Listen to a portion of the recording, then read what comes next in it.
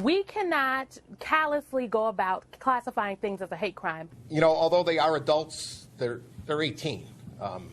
Kids make stupid decisions. I shouldn't call them kids. They're legally adults, but they're young adults, and they make stupid decisions. I think some of it is just stupidity.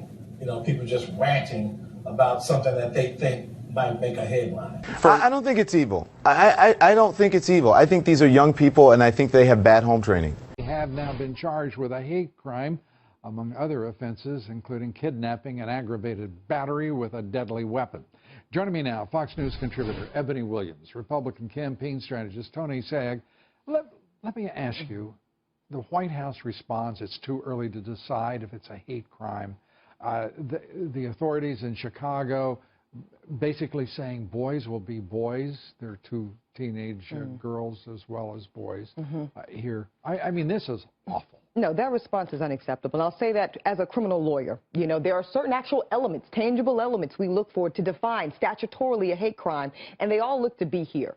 I'll be the first to say, yeah, of course you want to take your time and do your due diligence, but a thing is a thing, and you got to call it a thing, Lou. And I think it's very important that we all collectively engage in this outrage and call it what it is. It's a hate crime. Yeah, and leaders don't wait for facts. They know what is staring them in the face. The facts are what we can all see.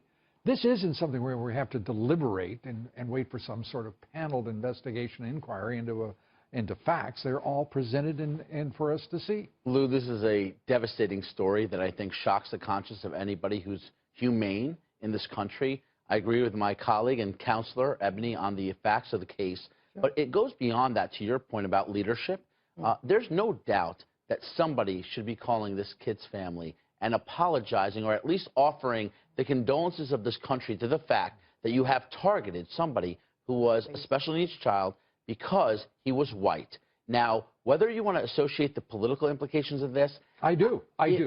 Because politics are the reason that 762 people have been shot dead in Chicago, the highest number in 20 years.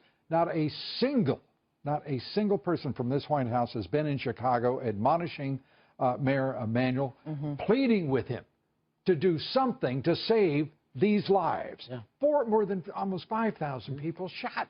I mean, it's insane. It's difficult for me to understand why my president, who has had substantial connections and a relationship with the city of Chicago, his hometown, certainly hasn't been there. And he's our president. Yeah. But I got to tell you, I'm very unhappy about the difference between you and me is I'm very unhappy about the fact I'm brokenhearted ever in that Oval Office. Murders more in Chicago, the third largest city, than L.A., our second largest, and New York, our first largest, combined. Now, I once was taught by a political science professor that you want to look at the failure of big D Democrat policies, look at urban America. You want to look at the failure of the Obama administration, look at his hometown of Chicago. There has never been anything done to alleviate the burden and pressure of the city. He won't even say a word. He wouldn't say a word. Never once. And the first runner-up to the violent crime issue, the education system in Chicago, too. Totally broken.